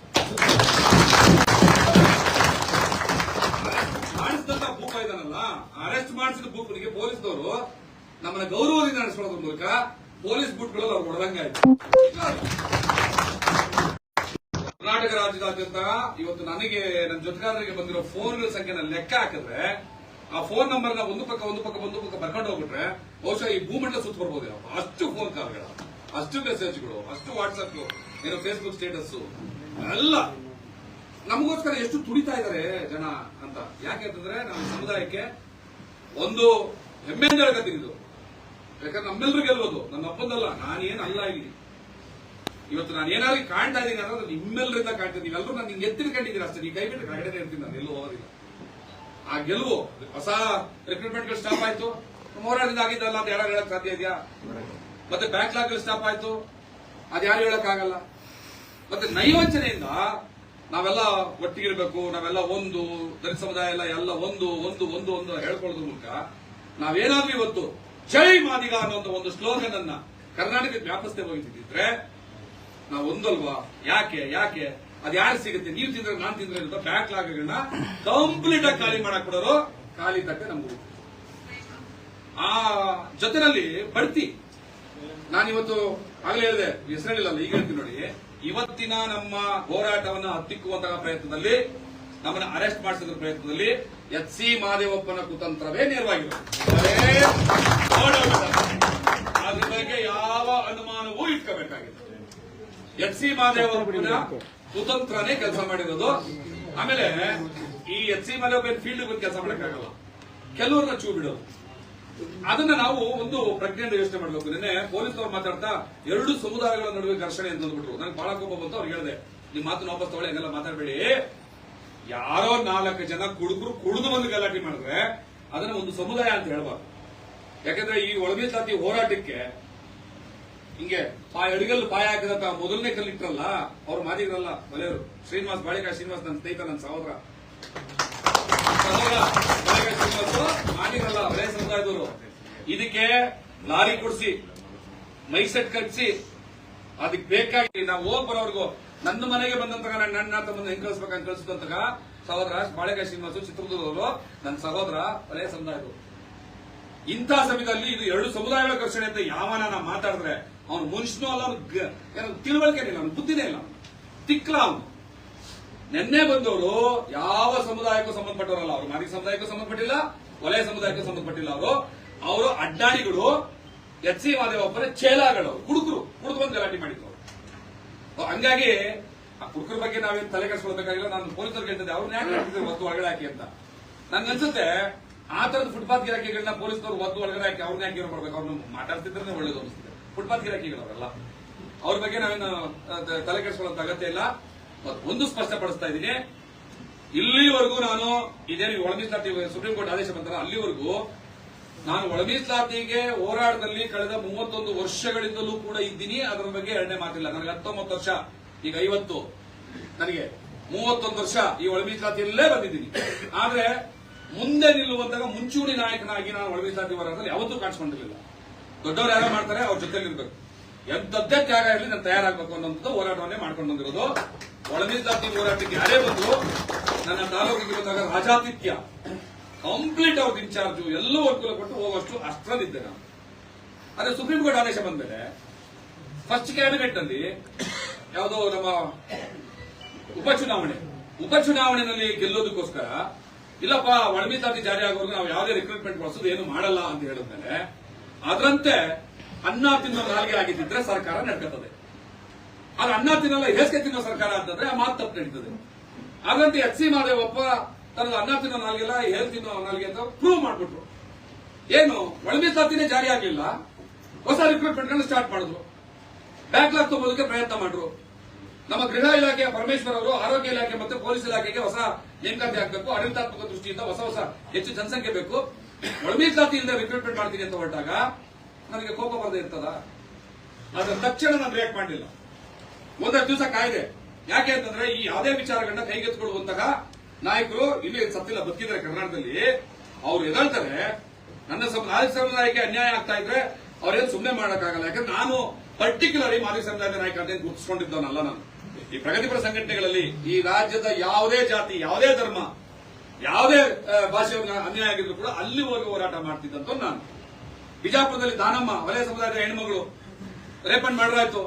ಅಲ್ಲಿಗೆ ಹೋದೆ, ಲಕ್ಷಾಂತರ ಜನ ಸೇರಿ ಇಡೀ ಬಿಜಾಪುರ ಬಂದಾಯ್ತು. 11 ದಿವಸ ಅಲ್ಲೇ ತಂಗಿದ್ದೆ. ಬರೀ ಪೊಲೀಸರು ಅರೆಸ್ಟ್ ಮಾಡಿದ್ರು, ಜೈಲಿಗೆ ಬಿಟ್ರು. ಬಂದೆ. ಯಾರದು ಕೊಲೆ ಸಮುದಾಯ ಅಂದ್ರೆ ನನ್ನ ಜೀವ ನನ್ನ ಜೊತೆಗೆ ಅಣ್ಣ ತಮ್ಮಂತರ ಸಮುದಾಯ ಅದು. ಆ ಹೆಣ್ಣು ಮಗಳು ನನ್ನ ಮಗಳು. ನಾನು ಅದು ಹೋರಾಟ ಮಾಡ್ತೀನಿ. ಇನ್ನೆಲ್ಲ ಮಾಲಿಕರಿಗೆ ಆಗ್ತದೆ, ಇನ್ಯಾರ ಮುಸ್ಲಿಂಗೆ ಆಗ್ತದೆ, ಇನ್ಯಾರ ಕ್ರಿಶ್ಚಿಯನ್ ಆಗ್ತದೆ, ಇನ್ಯಾರ ಒಕ್ಕಲಿಗರಿಗೆ ಬ್ರಾಹ್ಮಣರಿಗಾದಾಗ್ಲೂ ಕೂಡ ಹೋರಾಟ ನಿಂತಿರೋ ನಾನು. ಹಾಗಾಗಿ ಇದು ಮಾದಿಗ ಸಮುದಾಯಕ್ಕೆ ಮಾತ್ರ ಸೀಮಿತವಾದ ನಾಯಕರುಗಳು ಇದನ್ನ ಟೇಕಪ್ ಮಾಡ್ತಾರೆ, ಈ ಅನ್ಯಾಯವನ್ನು ತಡೀತಾರೆ, ನನ್ನ ಸಮುದಾಯದ ಮಕ್ಕಳ ಭವಿಷ್ಯ ಕಾಪಾಡ್ತಾರೆ, ಅಣ್ಣ ತಮ್ಮಗಳನ್ನು ಕಾಪಾಡ್ತಾರೆ ಅಂತ ನಂಬಿಕೆ ಇಟ್ಕೊಂಡಿದ್ದೆ. ಸುಮಾರು 2 ವಾರ 15-16 ದಿವಸ ವೆಯ್ಟ್ ಮಾಡಿದ್ದೀನಿ. ಏನು ರಿಕ್ರೂಟ್ಮೆಂಟ್ಗಳು ಶುರುನೇ ಆಗೋಯ್ತು. ಯಾರೂ ಮಾತಾಡ್ತಾ ಇಲ್ಲ ಇದ್ರ ವಿರುದ್ಧ. ಯಾಕೆ ಅಂತ ದುರ್ಬೀನ ಹುಡುಕಿದ್ರೆ ಕಾಂಗ್ರೆಸ್ಸಿಗೆ ಸೇರ್ಕೊಂಡು ಕೂಡಲೇ ಒಳ ಮೀಸಲಾತಿಯಲ್ಲಿ ಹೋರಾಟ ಮಾಡ್ತಿದ್ದಂತಾಗ ನನ್ನ ನಾಯಕರು ಅವರಲ್ಲ. ಒಳ ಮೀಸಲಾತಿಗೆ ತಮ್ಮ ಜೀವವನ್ನು ತ್ಯಾಗ ಮಾಡಿದ್ರು 30 ವರ್ಷ ಸತ್ತಿದ್ದಾರೆ. ಅದು ಅವಮಾನ ಮಾಡಲ್ಲ ನಾನು. ಆದ್ರೆ ಆ ನನ್ನ ನಾಯಕರು ಕಾಂಗ್ರೆಸ್ ಪಕ್ಷವನ್ನ ಸೇರ್ಕೊಂಡಿದ್ದ ಕೂಡಲೇ ಕಾಂಗ್ರೆಸ್ ಅವ್ರ ಬೀಜಗಳನ್ನ ಜಜ್ಜಾಕ್ಬಿಟ್ಟಿದೆ. ತಡೆದ್ರು ಕೈ ಇಟ್ಟರು ಸಿಗ್ತಾ ಇಲ್ಲ. ಅದು ಕಾಂಗ್ರೆಸ್ ಬಿಡುವೆ ಎಷ್ಟು. ಯಾವುದೇ ಒಬ್ಬ ಹೀರೋ ಇರಲಿ, ಅವನು ತನ್ನ ಬಳಿ ಬರ್ತಾರೆ ಅಂದ ಕೂಡಲೇ ಅವ್ನ ಬೀಜ ಜಜ್ಜಾಕ್ಬಿಡ್ತದೆ. ನೋಡಪ್ಪ ದೊಡ್ಡಾಳು ಕೈ ಇಟ್ಟರೆ ಏನಿಲ್ಲ ಅಲ್ಲಿ. ಒಬ್ರು ಮಾತಾಡ್ತಾ ಇಲ್ಲ. ಇಲ್ಲ ಹೋಗ್ತೀವಿ, ಸಿಎಂ ಮಾತಾಡ್ತಾ ಇದೀವಿ, ಅವ್ರ ಹತ್ರ ಮಾತಾಡ್ತಾ ಇದೀವಿ, ಇವ್ರ ಹತ್ರ ಮಾತಾಡ್ತಾ ಇದ್ದೀರಿ. ಬೀಜ ಜಜ್ಜಾಕ್ಸ್ಕೊಂಡು ಹೋಗಿ ಅವ್ರ ಹತ್ರ ಮಾತಾಡ್ತಾರೆ, ಜಜ್ಜಾಕ್ತವ್ರ ಹತ್ರ ಹೋಗಿ ಮಾತಾಡ್ತಾರೆ. ಇರೋ ಒಂದಿಷ್ಟು ಮೇವ್ ಹಾಕ್ತೀನಿ ಅಂತಾರೆ. ಬೇರೇನು ಹೇಳ್ತಾ ಇಲ್ಲ. ಅವರು ಒಂದಿಷ್ಟು ಮೇವ್ ಹಾಕೋ ಕೆಲಸ ಮಾಡ್ತಾ ಇದ್ದಾರೆ. ಇಂಥ ಸಂದರ್ಭದಲ್ಲಿ ನಾನು ಇವ್ರನ್ನ ನಂಬ್ಕೊಂಡು ಕೂತ್ಕೊಳ್ಳೋಕ್ಕಾಗತ್ತಾ? ನೀವ್ ಹೇಳಿ ನಾನು ಮಾಡಿ ತಪ್ಪು ಅಂತ ಯಾರು ಹೇಳಿ? ಇವನ್ ಒಬ್ಬನೇ ನಾಯಕ ಅಲ್ಲ, ಇವನ್ ಒಬ್ಬನೇ ಅದಲ್ಲ, ಇವನೇ ದೊಡ್ಡ ಇರೋ ಅಲ್ಲ, ನಾವೆಲ್ಲ ಮಾಡಿದ್ದು. ಹೌದು, ನೀವೇ ಮಾಡಿದ್ದು. ನೀವೇ ಇದನ್ನ ಬಡ್ತಿ ನಿಲ್ಲಿಸಬೇಕು, ನೀವೇ ಹೊಸ ನೇಮಕಾತಿ ನಿಲ್ಲಿಸಬೇಕಿತ್ತು, ನೀವೇ ಬ್ಯಾಕ್ಲಾಗ್ ನಿಲ್ಲಿಸಬೇಕಿತ್ತು. ನಿಲ್ಲಿಸ್ತಿಲ್ಲ. ಯಾಕೆ ಅಂತಂದ್ರೆ ನೀವು ಕುತ್ತಿಗೆಗೆ ಬೆಲ್ಟ್ ಹಾಕ್ಸ್ಕೊಂಡ್ರಿ, ಬೀಜ ಚಚ್ಕೊಂಡ್ರಿ, ಎಲ್ಲ ಆಯ್ತು, ಉಸಿರು ಬಿಡ್ತಾ ಇಲ್ಲ. ನಮ್ ಸರ್ಕಾರ ಅಂತಿದ್ರಿ. ನಿಮ್ ಸರ್ಕಾರನ ನೀವೇ ಇಟ್ಕೊಳ್ಳಿ. ನನಗೆ ನನ್ನ ಸಮುದಾಯ ಬೇಕು. ಇಡೀ ಜಗತ್ತಿನ ಬಗ್ಗೆ ಸಮಸ್ಯೆ ಬಗ್ಗೆ ಮಾತಾಡೋನು, ಎಲ್ಲ ಜಾತಿ ಧರ್ಮದವರ ಬಗ್ಗೆ ಮಾತಾಡೋನು. ನನ್ನ ತಾಯಿ ಸಮುದಾಯ ಅನ್ಯಾಯವಾಗಿ ಬೀದಿ ನಿಂತಿದೆ ಅಂತಂದ್ರೆ ನಾನು ವಿಶ್ವಮಾನ ಅಂತ ಕೂತ್ಕೊಳ್ಳೋಕ್ಕಾಗ್ತದ? ಸಮುದಾಯ ಆ ಕಾರಣಕ್ಕೆ ಈ ಸಮುದಾಯದ ಹೋರಾಟ ಬೇರೆಲ್ಲ. ಇದು ನನ್ನೆಲ್ಲ ಫೇಮಸ್. ನನ್ನ ಅಣ್ಣ ತಮ್ಮದ್ರಿಗೆ ಹೋಗ್ಬೇಕು. ಆ ಕಾರಣಕ್ಕೆ ನಾನು ಬಂದವನು. ಯಾವ ಹೀರೋಯಿಸಮ್ಗಲ್ಲ. 1-2 ಕೋಟಿ ಖರ್ಚು ಮಾಡಿ ಪಿಕ್ಚರ್ ಮಾಡಿದ್ರೆ ಹೀರೋ ಆಗ್ತೀನಿ. ಅದಕ್ಕೆ ಇಲ್ಲಿ ಬರ್ಬೇಕಿತ್ತು ಹೀರೋ ಆಗಲಿಕ್ಕೆ. ಅದು ನನ್ನ ಲ್ಯಾಂಡ್ ಬಿಸ್ನೆಸ್ ಮುಂದುವರಿಸಿದ್ರೆ ಒಳ್ಳೆ ಕೋಟಿಗಳಲ್ಲಿ ದುಡ್ಡು ಮಾಡ್ಕೊತೀನಿ. ಆ ದುಡ್ಡು ಮಾಡಕ್ಕೆ ಇಲ್ಲಿ ಬರ್ಬೇಕಿತ್ತ. ಆದ್ರೆ ಇದ್ರ ಮೂಲಕ ಕರ್ನಾಟಕದಲ್ಲಿ ಮಾದಿಗರ ರಾಜಕೀಯ ಶಕ್ತಿ ಅನ್ನೋದು ಈ ಸರ್ಕಾರಕ್ಕೆ ತೋರಿಸಬೇಕಾಗಿರೋ ಅಗತ್ಯ ಇದೆ. ಇನ್ನು ಮುಂದಕ್ಕೂ ತೋರ್ಸೋಣ. ಈಗಲೂ ತೋರಿಸಿದೀವಿ. ಸರ್ಕಾರ ಇವತ್ತು ಚಡ್ಡಿಯಲ್ಲಿ ಒದ್ದೆ ಮಾಡ್ಕೊಂಡಿದೆ. ಎಲ್ಲರಿಗೂ ಎಲ್ಲಿ ತಲುಪಬೇಕು ಅಲ್ಲಿ ತಲುಪಿದೆ. ಮಾಜಿ ಸಚಿವರುಗಳು, ಸಂಸದರು ಎಲ್ಲರೂ ಕೂಡ ಇವತ್ತು ನಮ್ಮ ಬಗ್ಗೆ ಹೋರಾಟದ ಬಗ್ಗೆ ಮಾತಾಡಕ್ ಶುರು ಮಾಡಿದ್ದಾರೆ. ಇದು ನಮ್ಮ ಹೋರಾಟದ ಗೆಲುವು. ಆಗ್ಲೇ ಅರುಣ್ ಕುಮಾರ್ ಸರ್ ಹೇಳಿದಾಗೆ ಇನ್ನೊಂದು ಹೆಜ್ಜೆ ನಿಂತೀವಿ ಅಷ್ಟೇ. ಇನ್ನೊಂದು ಹೆಜ್ಜೆ. ಆ ಹೆಜ್ಜೆ ದಾಟಿ ಬಡ್ತಿ ಒಂದು ನಿಲ್ಸಿದ ಕೂಡಲೇ ನಮ್ಮ ನೆಕ್ಸ್ಟ್ ಸ್ಟೆಪ್ ಒಳ ಮೀಸಲಾತಿ ನಮ್ಮ ಬಾಗಿಲು ತಕ್ಕಂಡು ಕಾಯ್ತಾ ಇರ್ತದೆ. ಬಡ್ತಿ ಸ್ಟಾಪ್ ಆಗಲೇಬೇಕು. ನಮ್ಮ ಕಾಂಗ್ರೆಸ್ಸಿನ ಸರ್ಕಾರದ ಧೋರಣೆಗಳನ್ನ ನೀವು ಪ್ರಶ್ನೆ ಮಾಡಬೇಡಿ. ಬಡ್ತಿ ಅನ್ನೋದು ಅಧಿಕಾರಿಗಳು ಕಾಸು ಮಾಡ್ಕೊಳ್ಳೋಕೆ ಮಾಡಿರುವಂತಹ ಮಾರ್ಗ. ಇಂದಿನ ಚುನಾವಣೆಯಲ್ಲಿ ಈ ಅಧಿಕಾರಿಗಳು ಕಾಂಗ್ರೆಸ್ ಸರ್ಕಾರಕ್ಕೆ ಒಂದಿಷ್ಟು ದುಡ್ಡು ಕೊಟ್ಟು ಸಹಾಯ ಮಾಡಿದ್ದಾರೆ. ಈಗ ಪ್ರಮೋಷನ್ ಮಾಡ್ಕೊಂಡು ನಾವು ಕಾಸು ಮಾಡ್ಕೊಳ್ಳಿಲ್ಲ ಅಂದ್ರೆ ಮುಂದಿನ ಚುನಾವಣೆಯಲ್ಲಿ ನಮಗ್ ತೊಂದರೆ ಕೊಟ್ಬಿಡ್ತಾರೆ ಅಂತ ಪರಮೇಶ್ವರ್ ನಮ್ಮ ಒಳ ಮೀಸಲಾತಿ ಹೋರಾಟಗಾರರಿಗೆ ಹೇಳಿದ್ರಂತೆ, ನಮ್ಮ ಮಾಜಿ ಸಚಿವರಿಗೆ ಹೇಳಿದ್ರಂತೆ. ಅವ್ರು ನನ್ನ ಮೇಲೆ ಒತ್ತಡ ತರ್ತಾರೆ, ಬಡ್ತಿ ವಿಚಾರ ಮಾತಾಡಕ್ ಹೋಗೋದು ಬೇಡ, ಒಳ ಮೀಸಲಾತಿ ಬಗ್ಗೆ ಮಾತ್ರ ಮಾತಾಡೋಣ ಅಂತ. ಬಡ್ತಿ ನೋಡ್ತಾ ಇದ್ದೀನಿ, ಸಾವಿರಾರು ಸಂಖ್ಯೆಯಲ್ಲಿ ಆಗ್ತಾ ಇದೆ. ನನ್ನ ಮಾದಿಗ ಸಮುದಾಯದ ಸರ್ಕಾರಿ ನೌಕರರು ಕಣ್ಣಲ್ಲಿ ನೀರು ಹಾಕತ್ತಿದ್ದಾರೆ. ಅವರ ಆತ್ಮಾಭಿಮಾನದ ಪ್ರಶ್ನೆ. ಕೋಟ್ಯಾಂತರ ರೂಪಾಯಿ ಭ್ರಷ್ಟಾಚಾರ ನಡೀತಾ ಇದೆ ಬಡ್ತಿ ಮೀಸಲಾತಿಯಲ್ಲಿ. ದುಡ್ಡು ಕೊಟ್ಟು ಪ್ರಮೋಷನ್ ತಗೋಬೇಕು. ಎಲ್ಲಿದೆ ನಮ್ಮ ಸಮುದಾಯದ ಹತ್ರ? ನಾವು ಹೋರಾಟ ಮಾಡಕ್ ಬರ್ತಾ ಇದೀವಿ, ಒಂಚೂರು ದುಡ್ಡು ಕೊಡ್ರಪ್ಪ ಅಂತಂದ್ರೆ 500,000 ಹಾಕ್ಬಿಟ್ಟು ನನ್ನ ಶಕ್ತಿ ಇಷ್ಟು ಅಂತ ಹೇಳ್ಕೊಳ್ಳುವಂತಹ ನಿಜವಾದ ಬಡಪಾಯಿ ಸಮಾಜ ನಮ್ದು. ಎಲ್ಲಿಂದ ಲಕ್ಷಾಂತರ ರೂಪಾಯಿ ಕೊಟ್ಟು ಪ್ರಮೋಷನ್ ತಗೊಂತಾರೆ? ಯಾರು ಮಾತಾಡಬೇಕು? ಯಾರೂ ಮಾತಾಡ್ತಿರುವಾಗ ಯಾರಿಗೆ ಯಾರಿಲ್ಲವೋ ಅವರಿಗೆ ನಾವಿದ್ದೀವಿ ಅಂತ ನಾವು ಬಂದು ನಿಂತ್ಕೊಂಡ್ರೆ ನಮ್ಗೆ ಕಳಂಕ. ಆ ಪಕ್ಷ ಸೇರ್ಕೊಂಡ್ಬಿಟ್ಟವ್ ನೀವು, ಈ ಸಂಘಟನೆ ಸೇರ್ಕೊಂಡ್ಬಿಟ್ಟವ್ ನೀವು, ಅಲ್ಲಿ ಇಲ್ಲಿ ಅದು ಇದು. ಸರಿಯಪ್ಪ, ನಾನು ಈ ಕ್ಷಣಕ್ಕೂ ಮನೆಗೂ ನಿಮ್ದು ಬೀಜ ಜಜ್ಜಿಲ್ಲ ಅಂತ ಪ್ರೂವ್ ಆದ್ರೆ ಬಂದು ಈ ಹೋರಾಟ ನಾಳೆಯಿಂದ ಮೈಸೂರು ಮುಂದುವರಿಸಿ. ನನಗೆ ಅಗತ್ಯ ಇಲ್ಲ. ನನ್ನ ಸಮುದಾಯಕ್ಕೆ ಯಾರೋ ನ್ಯಾಯ ಕೊಟ್ರೆ ನನಗೆ ಅವರೇ ದಿವಸ. ನಾನು ಈ ಕ್ಷಣಕ್ಕೆ ಮನೆಗೆ ಹೋಗ್ತೀನಿ. ನನಗೆ ಆ ಬೀಜ ಜಜ್ಜಿಸ್ಕೊಂಡಿಲ್ಲ ಅಂತ ಪ್ರೂವ್ ಮಾಡೋದು ನಾಯಕರು ನನಗೆ ಫೋನ್ ಮಾಡ್ಲಿ, ನಾನು ಬಂದು ಟೇಕಪ್ ಮಾಡ್ತಾ ಇದ್ದೀನಿ. ನಾಳೆ ಬೆಳಗ್ಗೆಯಿಂದ ಸರ್ಕಾರದ ವಿರುದ್ಧ ಪ್ರಾಮಾಣಿಕವಾಗಿ ಮಾಡ್ತೀನಿ. ಮತ್ತೆ ನಿಮ್ ಜೊತೆ ಬಂದು ಸರ್ಕಾರಕ್ಕೆ ಈ ಹೋರಾಟನ ಮಾಡ್ಕೊಳ್ಳಲ್ಲ ಅಂತ ಬಂದು ನನ್ನ ಹತ್ರ ಹೇಳಿ ನಾನು ಮನೆಗೆ ಹೋಗ್ತೀನಿ. ಈ ಸೈನಿಕರು ಎಲ್ಲೂ ಹೋಗಲ್ಲ. ಇವ್ರನ್ನ ಕರ್ಕೊಂಡು ಈ ಹೋರಾಟ ಮುಂದುವರ್ಸಪ್ಪ. ಈ ಪಾದ ನಾನು ಮಾಡಲ್ಲ. ನಾನು ತುಂಬಾ ಅತಿಯಾಗಿ ಗೌರವಿಸುವಂತಹ ಒಬ್ಬ ಧೀಮಂತ ರಾಜಕಾರಣಿ ಯಾರಾದ್ರೂ ಕರ್ನಾಟಕದಲ್ಲಿ ನನ್ನ ಮಾಜಿ ಸಮುದಾಯದವರಿಗೆ ಆಂಜನೇಯ ಅವ್ರನ್ನ ಗೌರವಿಸ್ತಾರೆ. ಆದ್ರೆ ಇವತ್ತು ಏನ್ ದುರಂತನೋ ಏನೋ ಸರ್ಕಾರದ ಕ್ರಮವನ್ನ ಸಮರ್ಥನೆ ಮಾಡ್ಕೊಂಡು ಹೋಗ್ತಾ ಇದ್ದಾರೆ. ಬಹಳ ಬೇಸರ ಆಗ್ತಾ ಇದೆ ನನಗೆ. ಅವ್ರ ಮೇಲೆ ಗೌರವ ಕಳ್ಕೊಳ್ಳಲ್ಲ ನಾನು, ಬಹಳ ಬೇಸರ ಅನಿಸ್ತಾ ಇದೆ. ಬಡ್ತಿ ನಿಲ್ಸಲ್ಲ, ಏನು ಮಾಡಕ್ಕಾಗಲ್ಲ. ಒಳ ಮೀಸಲಾತಿ ಸಮೀಕ್ಷೆ, ಒಳ ಮೀಸಲಾತಿ ಇವರು ಕೊಡ್ಬೇಕು, ಇವ್ರ ಅಪ್ಪನು ಕೊಡ್ಬೇಕು, ಸುಪ್ರೀಂ ಕೋರ್ಟ್ ಆದೇಶ ಆಗೋಗ್ಬಿಟ್ಟಿದೆ. ಸ್ವಲ್ಪ ತಡ ಆಗ್ಬೋದು. ಆದ್ರೆ ಅಷ್ಟೊಳಗಡೆ ನೀವು ನಮ್ದೆಲ್ಲ ಖಾಲಿ ಮಾಡ್ಬಿಡ್ತೀರಲ್ಲ ನಮ್ಮ ಗೋಡನ್ನು. ನಮ್ ಗೋಡಲ್ಲಿರೋದು ಅಕ್ಕಿ, ಬೇಳೆ, ರಾಗಿ, ಎಣ್ಣೆ, ಬೆಣ್ಣೆ, ತುಪ್ಪನೆಲ್ಲ ಬಳ್ಕೊಂಡು ನೀವು ತಿಂದ್ಬಿಟ್ಟು ಆಮೇಲೆ ಗೋಡನ್ ಕೀ ಕೊಟ್ಟರೆ ಒಳಗಡೆ ಬಂದು ಏನ್ ಮಾಡೋಣ? ಇಲ್ಲಿ ಎಣ್ಣೆಗಳು ಕೆದಕಿ ಬಿಟ್ಟಿರ್ತಾವಲ್ಲ ಕಾಳುಗಳು, ಅವನ್ನ ಆಯ್ಕೊಳ್ತೀನಿ ನಾವು.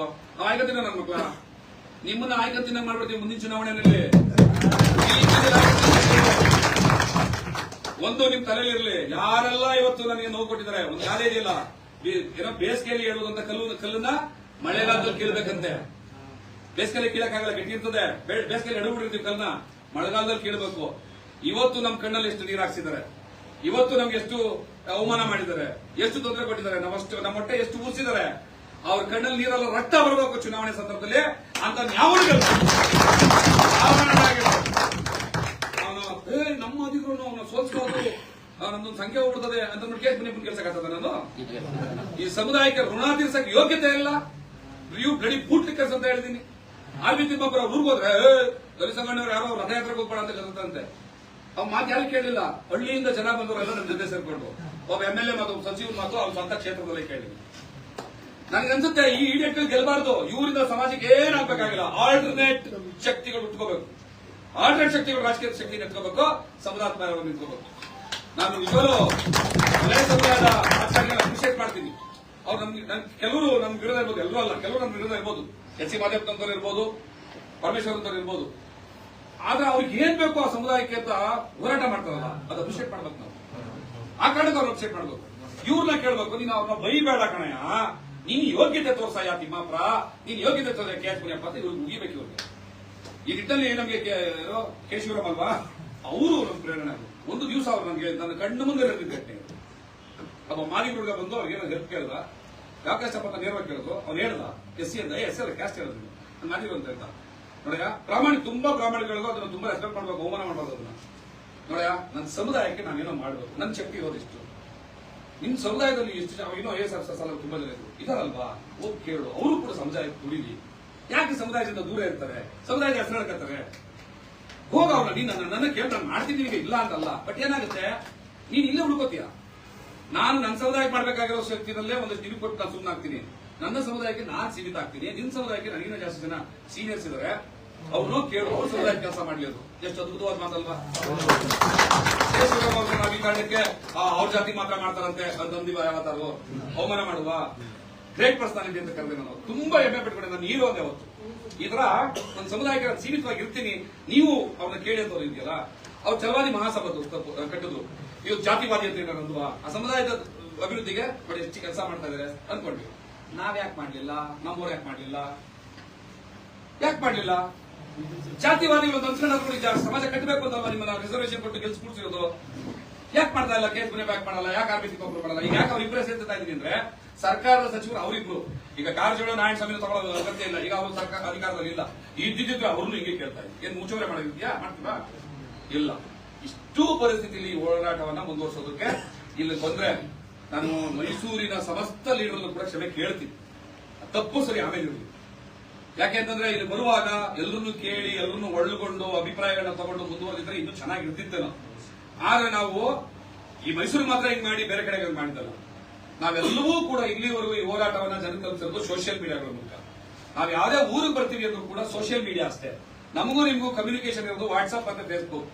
ಇದ್ರ ಮೂಲಕ ಮಾತಾಡ್ಕೊಂಡಿದ್ದೀವಿ ಅಂತ. ಇವತ್ತು ಯಾವ ಜಿಲ್ಲೆಯಲ್ಲೂ ಕೂಡ ನಾವು ಯಾರನ್ನೂ ಬರ್ತಾನೆ ಭೇಟಿಯಾಗಕ್ಕೆ ಸಾಧ್ಯ ಆಗಿಲ್ಲ. ಯಾಕಂದ್ರೆ ಟೈಮ್ ಆಗಲ್ಲ. ಏಕಾಏಕಿ ಶುರುವಾದದ್ದು, ಪ್ರೀ ಪ್ಲಾನ್ ಇಲ್ಲ ನಮಗಿದು. ಶುರುವಾಗಿದ್ದು ಏಕಾಏಕಿ ಶುರು ಮಾಡಿದ್ದರೆ ಇಷ್ಟು ದೊಡ್ಡ ಒಳ್ಳೆ ರಿಸಲ್ಟ್ ಕೊಡ್ತಾ ಇದೆ. ಈಗ ಪ್ರೀ ಪ್ಲಾನ್ ಇದ್ದು ಇದು ಚೆನ್ನಾಗಾಗ್ತಿತ್ತು. ಅದಕ್ಕೆ ಮೈಸೂರವರು ಯಾವ ಮನಸ್ಸಿನಲ್ಲಿ ಏನು ವಿಷಯ ಇಟ್ಕೋಬೇಡಿ, ಕೋಪ ಮಾಡ್ಕೋಬೇಡಿ. ತಪ್ಪೇನಾರಾಗಿದ್ದು ಅಂತಂದ್ರೆ ನಿಮ್ ಮನೆ ಮಗ ತಪ್ಪು ಮಾಡೋದು, ನಿಮ್ಮ ಅಣ್ಣ ತಮ್ಮ ತಪ್ಪು ಮಾಡೋದು ಕ್ಷಮಿಸಿ. ಏನಾಗುತ್ತೆ, ನಿಮ್ ಕ್ಷಮೆ ತಂದು ಕೇಳಕ್ಕಾಗಲ್ಲ, ದೊಡ್ಡನಾಗ್ತೀನಿ. ಹಾಗಾಗಿ ನೀವೆಲ್ಲರೂ ಕೂಡ ಸೇರ್ಕೊಂಡು ನಾಳೆ ಮತ್ತೊಂದು ಹೊಸ ಪಿಂಕಿ, ಮತ್ತೊಂದು ಹೊಸ ಕ್ರಾಂತಿ ಅಂದ್ರೆ ಪೊಲೀಸರು ತಪ್ಪ ತಿಳ್ಕೋಬಾರ್ದು. ನಾಳೆಯಿಂದ ಶಾಂತಿಯುತವಾಗಿ ಕೊಡ್ತೀವಿ ಸಮಾಧಾನ. ಪಾದಯಾತ್ರೆ ಶಾಂತಿಯುತವಾಗಿ ಮಾಡ್ತೀವಿ. ಅದಕ್ಕೆ ಬೇಕಾದ ಹಿಂಗ್ ಮಾಡಿದ್ರು. ಕೆಲವರು ಇಬ್ಬರಂತೂ ಪೊಲೀಸ್ನವರು ನಮಗೆ ತುಂಬಾ ಅವಮಾನ ಮಾಡಿದ್ರು.